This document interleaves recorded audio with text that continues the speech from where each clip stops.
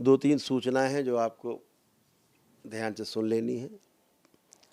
पहली सूचना तो ये है कि जो जितने पदयात्री अभी तक पदयात्रा करके गए हैं उन्हें हवन के पुण्य मिले हैं। जो लोग दीक्षा ले रहे हैं उन सभी लोगों को 26 नवंबर को पूर्णिमा दरबार में मनाई जा रही है।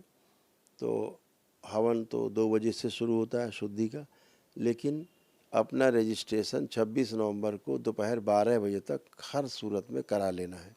दूसरा कहना है कि कार्यक्रम लगा हुआ बेंगलोर का, जो 15 दिसंबर से 22 दिसंबर तक बेंगलोर की यात्रा है। बेंगलोर पहुंचना है, बेंगलोर में तमाम विभिन्न कार्यक्रमों में भाग लेना है। दूसरा एक महत्वपूर्ण सूचना है, तमाम पदयात्री जो पद यात्रा करके आते हैं, कोई 1000 किलोमीटर से पद यात्रा करके आता है, कोई 1400 किलोमीटर से 1500 किलोमीटर से पद यात्रा करके आते हैं। तो आज हम ये चाहते हैं कि इसको निश्चित कर दें ताकि आपकी पद यात्रा में समान दूरी तय करके आपको दरबार पहुँचे। सबसे पहले तो एक स्थान है भोलेनाथ की नगरी बाबा विश्वनाथ, बाबा विश्वेश्वरनाथ, हमारे देश के एक प्रमुख ज्योतिर्लिंग में से एक है। काशी जिसे सृष्टि का केंद्र कहा जाता है।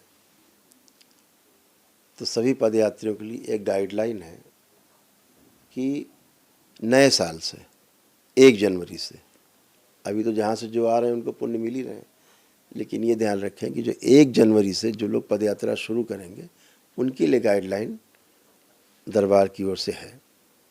तो जो लोग काशी से, जो माता अन्नपूर्णा का मंदिर है वो काशी विश्वनाथ मंदिर में ही है ना, शक्तिपीठ है, वो भी एक माँ विशालाक्षी का मंदिर है। तो उनके दर्शन करके और भगवान भोलेनाथ को जल अर्पित करके और वहाँ से आप जल ले करके जब करौली शंकर महादेव धाम कानपुर पहुँचेंगे, भगवान भोलेनाथ को जल अर्पित करेंगे, तो आपको वहाँ पहुंचकर 1 दिवसीय अनुष्ठान का पुण्य मिलता है। दूसरा, वृंदावन से भी आप यात्रा तय कर सकते हैं। इस तरफ के लोग श्री वृंदावन में पहुंच करके बिहारी जी के दर्शन करें। उसके पश्चात जो गोपीश्वर महादेव का मंदिर है वहीं पर श्री गोपीश्वर महादेव प्राचीन मंदिर है बहुत, तो वहाँ पर भगवान भोलेनाथ को जल अर्पित करके दर्शन करके और वहाँ से अपनी पदयात्रा शुरू कर सकते हैं।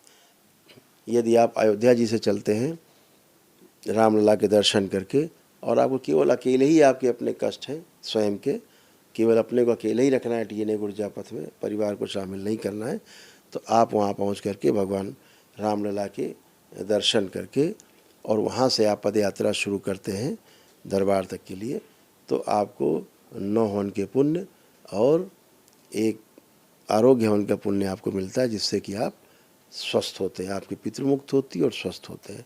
भगवान काशी विश्वनाथ से कानपुर तक की करौली शंकर महादेव धाम तक की यात्रा, या गोपीश्वर महादेव श्री वृंदावन से कानपुर तक की पद यात्रा, तो इस रास्ते में दरबार कोशिश करेगा कि जगह जगह आपको असुविधा का सामना न करना पड़ेगा, इसलिए कई जगह सेंटर बनाएंगे जहाँ रास्ते में आपको रुक रुक करके आना और आपकी सुविधा का ध्यान रखा जा सके।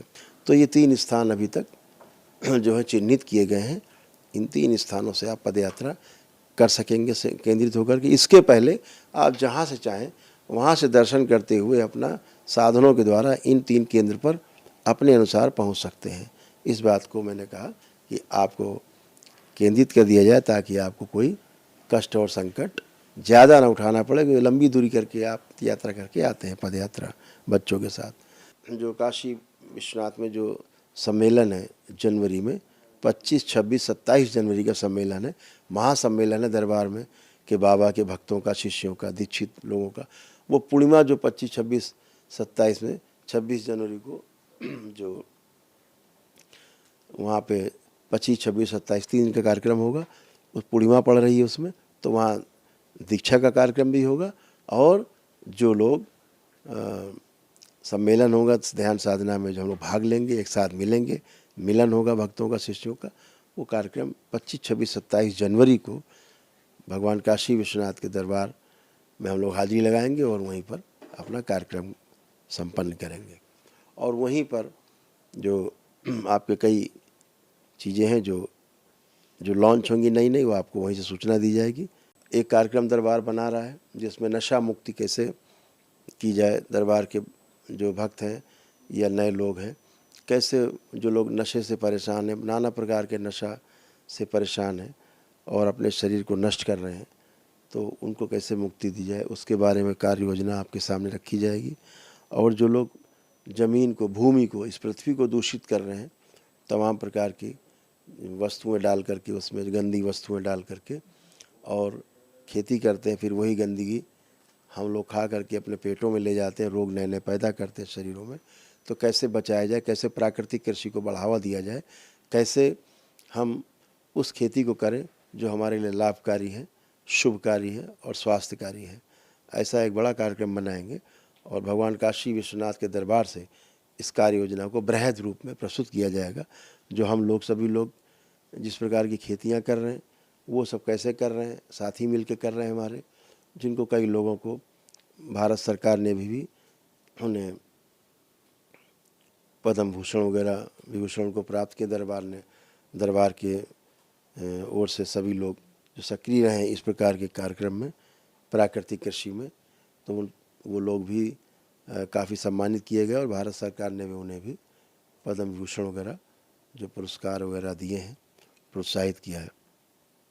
पुनः से रिपीट कर रहे हैं कि भगवान काशी विश्वनाथ के दरबार से यात्रा करने पर और वृंदावन से श्री गोपीश्वर महादेव का जो मंदिर है वृंदावन में, वहाँ से यात्रा करने पर, यात्रा शुरू करने के पहले वहाँ से पहले बिहारी जी के दर्शन करना है, उसके बाद फिर गोपेश्वर महादेव में जल चढ़ा करके यात्रा शुरू करनी है।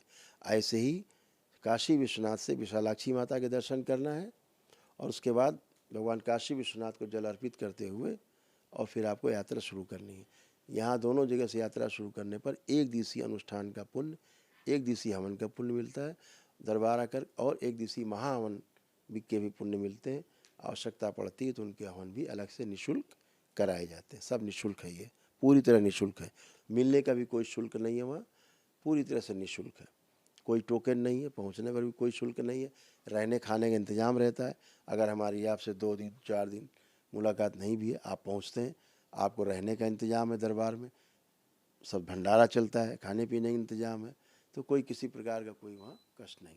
आपको पता ही, आप पहुँचते हैं वहाँ तुरंत स्वस्थ हो जाते हैं, कोई कष्ट बचते नहीं है, ना आपके शरीर के बचते हैं ना परिवार के बचते हैं। तो इस जगह से एक दिवसीय अनुष्ठान का पुण्य मिलेगा।